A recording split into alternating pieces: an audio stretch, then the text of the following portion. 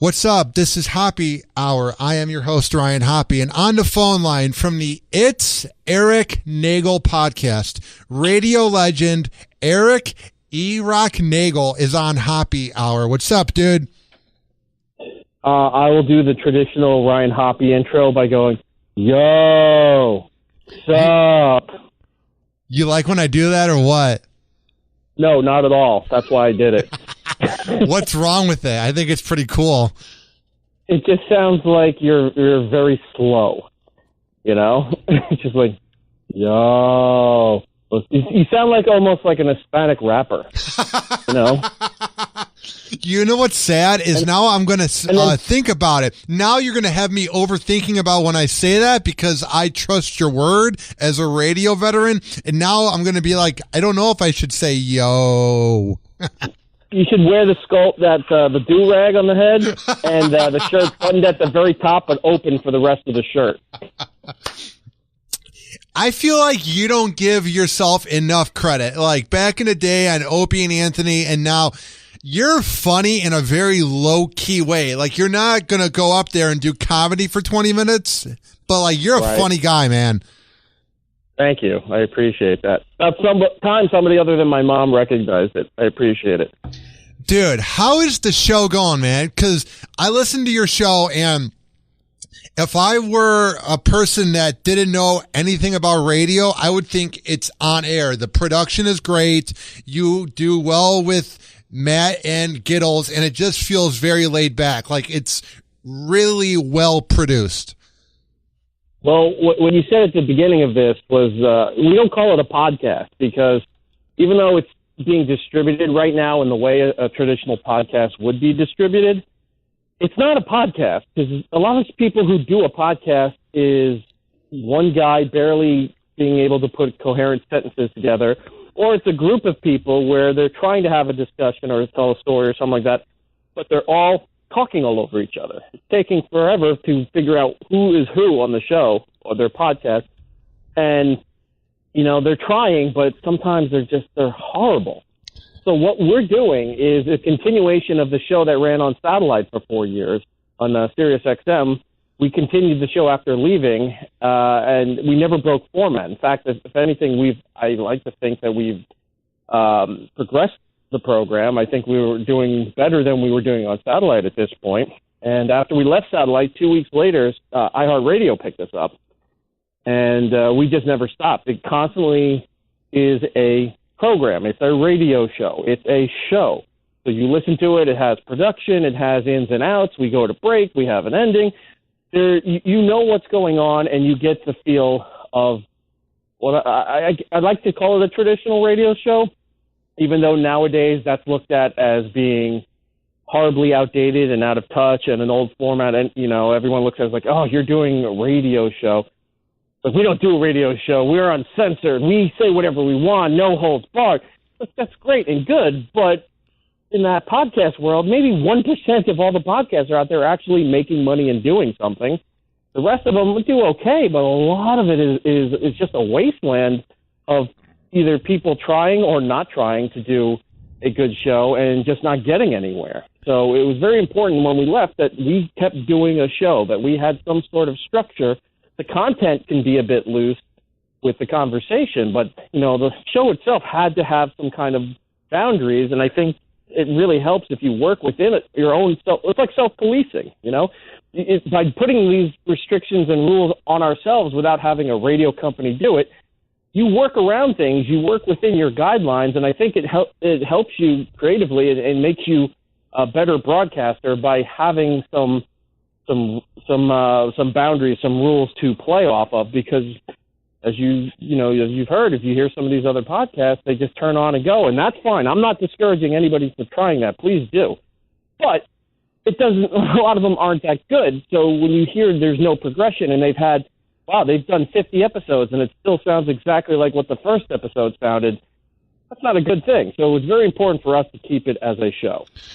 You know what's annoying about podcasts? I don't know if this is just an ego thing on my part, but it annoys me how many are out there because it's so watered down that when you tell a person that you do a podcast, like I know your show isn't a podcast, but it's in a podcast form. So I feel like when you tell a person that you do a podcast, everybody rolls their eyes because every open micer that goes to a comedy club has a podcast. Every sports fan has a podcast.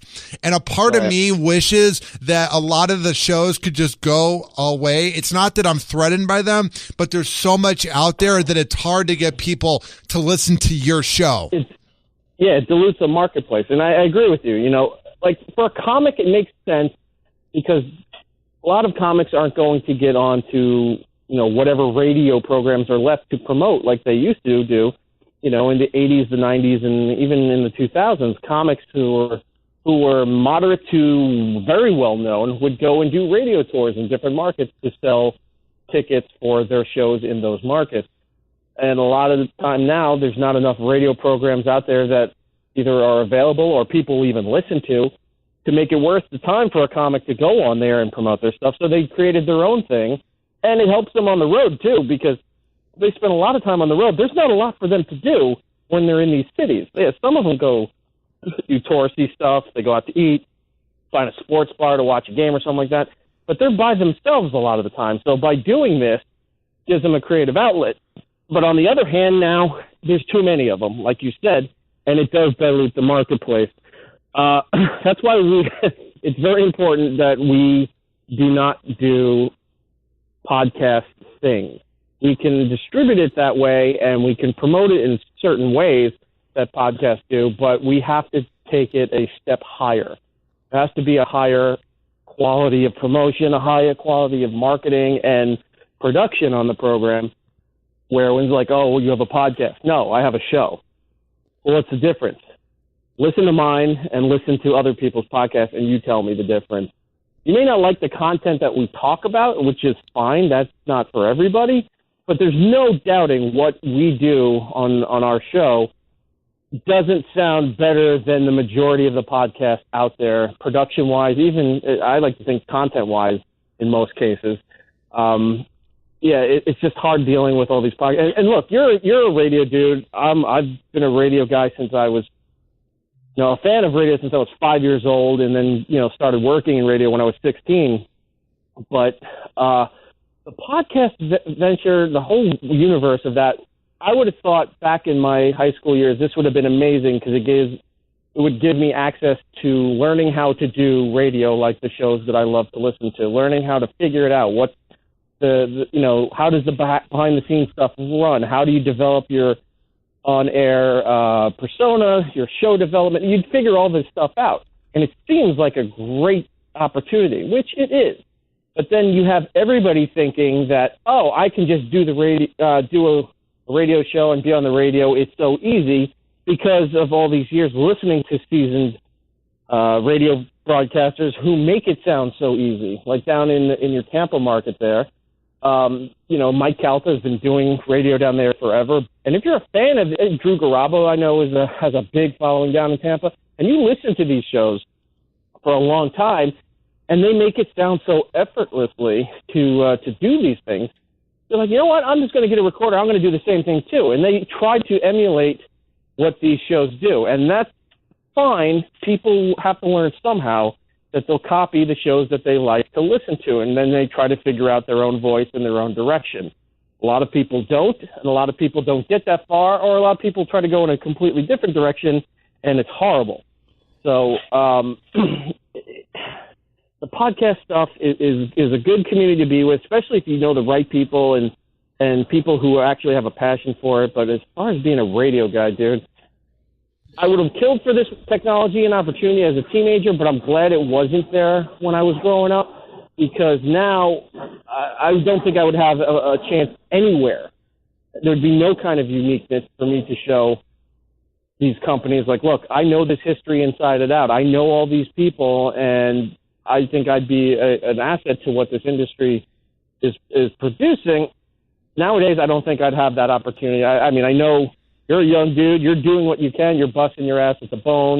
You're running boards. You're popping in on shows here and there when you can. But, I mean, you know how difficult it is right now. It's difficult. This whole industry being what it is right now. But as a young guy, it's almost impossible. I could probably never have gotten anywhere near what I've done if I was your age or younger today. Podcasting just really diluted everything. I love podcasts. I do like listening to a lot of things, but it's kind of an insult to people in radio when people just assume they can do what we do. Yeah. Here's what I want to ask you, and this will sound weird, but I want to ask this. So let's say you never worked with Opie and Anthony. Do you think you would be the same on air as when you worked with Opie and Anthony when you're doing It's Erik Nagel now? Did they motivate you in a way working with them for like 14 years? Would you be the same person if you didn't work with them, or did they bring a lot out of you that you now use in your show? You are influenced from where you work. You learn from whatever program that you're on, whatever station you're at. You always have something to learn. Everybody does things differently, and things work for certain people. They don't work for other people. So while you're at a place, you're at a show, you're at a radio station, you got to figure out how everything runs, everybody's job, what they do, how they do it. And then you start to piece together, like, well, you know what? I like what this person does. I don't like what this person does. So I'm not going to use that. I'm going to try to implement what this person does into my repertoire, into how I handle things. I like how this show handles things. I don't like how this radio station promotes things. So you make lists in your head as you grow up or as you work throughout this industry of what works and what doesn't work for you. So if I was not with Opie and Anthony, my show probably would be a lot different. But if you listen to my show now, there's not many elements from my time with Opie and Anthony that I'm using in my program. I'm not stealing any of their material. I'm not influenced by a lot of their material, and that's not a bad thing. It's just I developed my own thing. But there are certain things that there are certain things I do have that you wouldn't recognize normally, as far as the behind-the-scenes things, the way that, Ope used to try to piece things together for developing a show daily. The way you do your show prep, the way you have the audio lined up, the way you have the guests lined up, those kind of things. You sit there and you look and go, I like how he did all this. That's an interesting technique. I've never tried that before. I'm going to use that. I don't really like how he did this, so I'm not going to try that. I'm going to do something different. You piece everything together from wherever you work. Had I not been with Opie and Anthony, yes, my show would have been a lot different, but I worked with other bigger names too, so I would still have an influence of how things would be done on a major market level. But I'm so glad that I did have my time with Opie and Anthony, because I did learn a lot. So I know you don't like talking about the past all the time because you're doing new things and you like to look into the future. Because I know all the time Opie and Anthony fans ask you about your time there and the craziest memories, blah, blah, blah. What I want to ask you is, looking back on your era with Opie and Anthony, is it kind of weird to think that you were being paid good money to see Bobo do this, or to hear Anthony rant, or to have the best comics come visit? Is it weird to look back on it and say, man, that was a pretty cool job? Not at all. It's weird, I think, to other people who find out, like, I don't tell a lot of people what I've done in the past or where I work, unless I have to, right? I just don't bring it up. But when people find out, especially when they find out on their own, and they go, why didn't you say anything?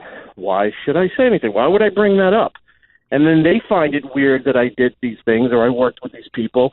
And they're like, oh, my God, you saw this comedian, or this person was in studio, or, oh, my God, you were working on Opie and Anthony for so long. Why didn't you talk about it?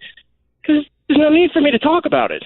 Anything I want to say is either on my show, or you can find clips from, O&A's history is pretty well documented. You can find stuff online if you never want to know anything. So I don't need to go around flashing it like a badge, like, hey, this is who I am, this is what I do. It was a great time. I loved working there. I wish they would still do something again in the future. Who knows? I would love to be a part of it again if they did. But for now, I only use it as a work credential.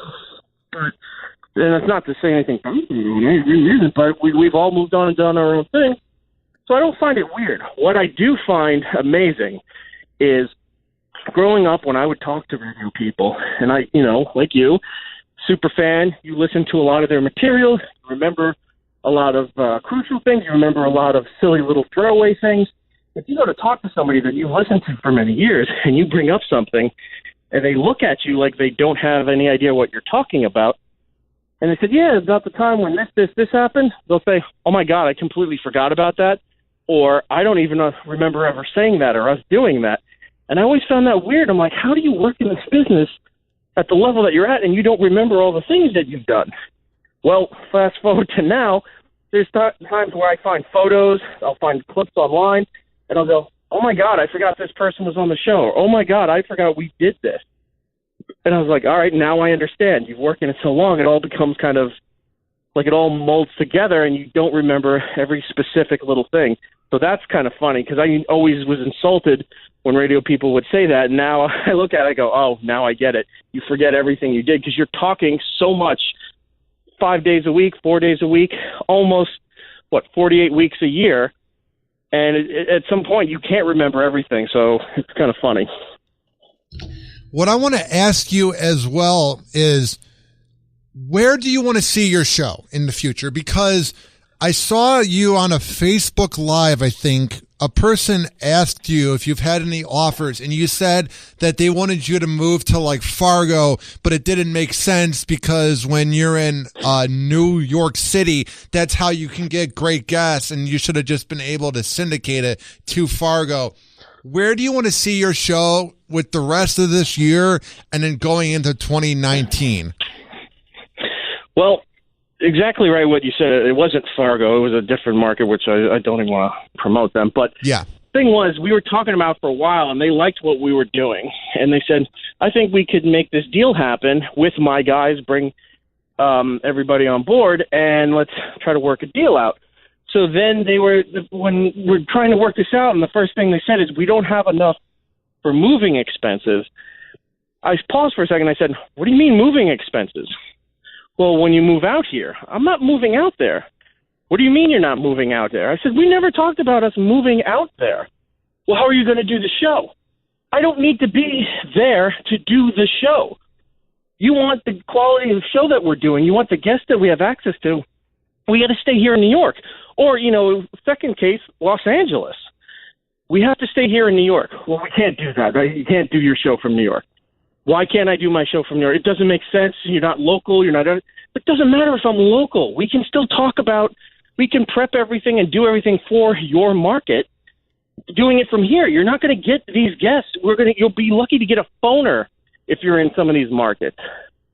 Well, this isn't going to work then. We can't have you do the show from New York. You have to be here, which is old school radio thinking, and it's bullshit because PDs want to control you and have, their hands over you like, oh, I created this show, or I was responsible for their success.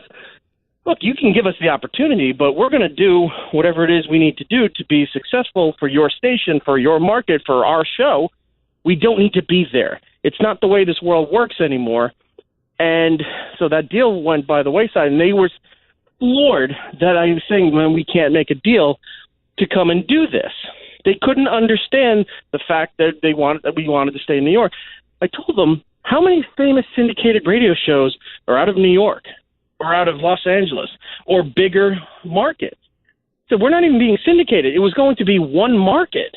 So let's just transfer, we can go to a studio, you can dial us up, and we can run the show from there to your station, go to break, do your local spots. We'll do the local spots. If you meet us out there for events or other things like that, we'll come out there to do that. But we don't need to be out there 24/7. A great example is your very own station there in Tampa on the Bone with Roger and JP. Yes. You guys have them as a midday show, where on Long Island they're on WBAB as the morning show. So they're doing a morning show on a rock station, and then after their morning show is done, they flip over, they connect to Tampa. Now they're doing a talk station for Tampa, and they're out of Long Island. And that show is perfectly fine. They're good guys. They do a good show. They do great in Tampa. The Bone is happy. Everybody's happy. But they're not physically there. So it's not that kind of world anymore. So infuriating. But what I want to do is because the more time goes on, the sadder and sadder radio is looking. Because even though you guys have a unique station in Tampa with The Bone, I love the station, I don't know the longevity of The Bone, unfortunately, because a lot of stations got rid of FM talk channels. And if they are FM talk channels, they're just a relay of their AM talk channel. So there's that kind of programming is slowly, well, it's not slowly, it's slowly disappearing, but it was quickly dying out in the same way where they got rid of a lot of the big talent. There's only maybe 5 shows that I can think of that are worth mentioning that do FM-style talk anymore.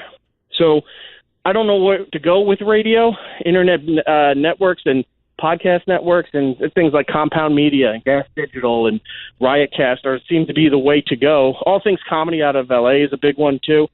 Seems to be the way to start doing these things that were radio shows, that were personality-based programs, to kind of network it this way, because I don't see anything left for radio. If I could stay in radio, I would love to have our show out of New York syndicated anywhere. It doesn't matter what market it's in, syndicated. I would love to be a morning show somewhere. You know, Elvis Duran's only got about 2 years left, I think.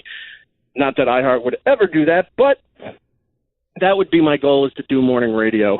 And for my own show, that would definitely be the highlight of my career. But for now, just getting our show on anywhere and syndicating to a few markets is the goal. Now, for people that haven't heard your show, what is it like, and why should they tune in? You shouldn't. You should download Ryan Hoppe's show and realize that's not how you do radio. Good one. I'm kidding. No, Ryan's show is perfectly fine. For my show, it's a cross between a bunch of different things.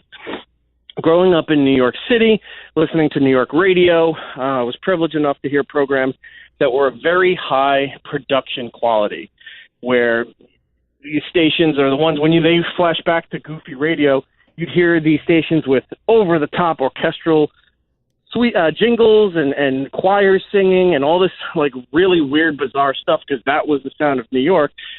And the production level was very high. The processing was extremely high back in the day, where you would hear, and they had reverb on the microphone. So when somebody was talking, it's echoing around like they're in a gym or, in somebody's basement or something like that. But our show models that a little bit from listening to one of my mentors, Scott Shannon, who was a big deal in Tampa way back in the day on whatever that Q station is down there.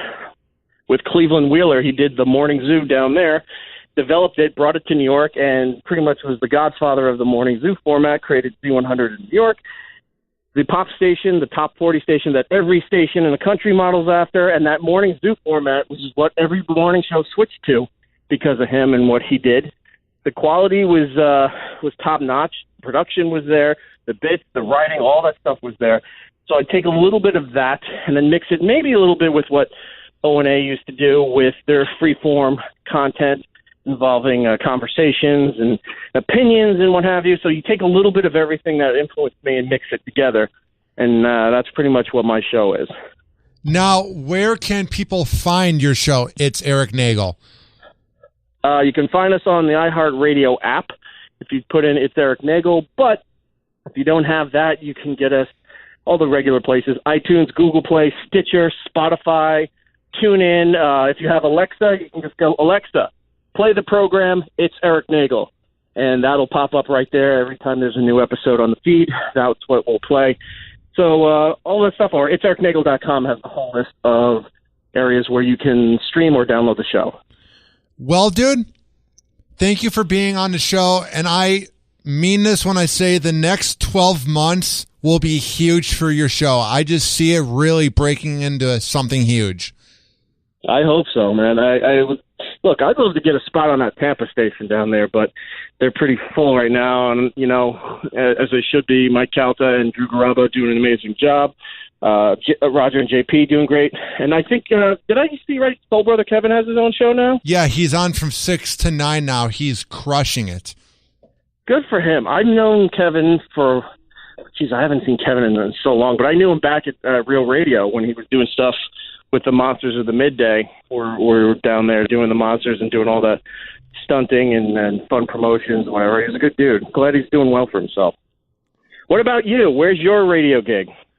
Well, I'm doing pretty good right now because the last 2.5 years, I was just board opping replays, which I loved every second of it, but I was sitting there making sure no swears went over the air and making sure everything times out going into the next shift for the next board op. But one of the board ops that we had moved to North Carolina, so I was the next board op in line. So now I'm board opping basically every live weekend show, and I've been doing the Mike Kelta show when he's out on vacation, so it's very cool that they have trust in me to run the board. Wait, you're filling in for Mike Kelta when he's on vacation? Does he know that? No, in the way, I wish I was, in the way that What's up? This is Mike Kelta. What I'm saying is I make sure his live reads air. It's just very cool that in the morning slot from 6 to 10 a.m., they have trust in me to make sure everything goes good. But what I'm getting at is now they're letting me use the production room after hours when people have left to record my show, and I'm pushing more than ever to get a slot on the bone. That is my ultimate goal. I would be lying. You should see about giving them an hour free on the weekend there. That's what I want, dude. I don't care if it's like 2 a.m. Let me just pre-record an hour and get it aired on the station. Dude, that is what I'm working for. And I'd be lying if I said I haven't looked at other markets, but I'm happy right now in Tampa, and I just want to grow so big that the next job can't say no. Because right now I'm doing so well, and doing the live programs on the weekend is really making me a better board op because I have to focus to make sure that everything goes well. Right. All right. Well, keep at it. I know... I see your constant social media blasts that you're going to be appearing at some Sunglass Hut and like T-Mobile cards or something like that constantly. And I'm like, why is he promoting this? But I see it all the time, and then I see your blast for whenever you have a new episode of Hoppe Hour. So every now and then I get a chance to check it out. Oh, also shout out to my friend Club Soda Kenny, who I also know is a big Ryan Hoppe fan. I met him... I think he was there 2 years ago. No, I met him 2 years ago when he came to Tampa when Jim Norton was at Side Splitters Comedy Club. But I also think when you gave me a tour of Sirius XM, I think he was in the same room as the old morning show, if I'm correct, when we took that picture. Yeah, he was there. Yeah, dude, he's a legend, man. I love that guy. Well, he's a big fan, so just wanted to let you know that. That's awesome. Thank you so much, Ryan, for having me on. I appreciate it. Best of luck to you with whatever you wind up doing in this business. That is perfectly said, Eric. That was perfectly worded. All right. Beat it. Go live a life. All right. Sounds good. This has been Hoppe Hour. I am your host, Ryan Hoppe, signing off. Hoppe Hour. Hoppe Hour.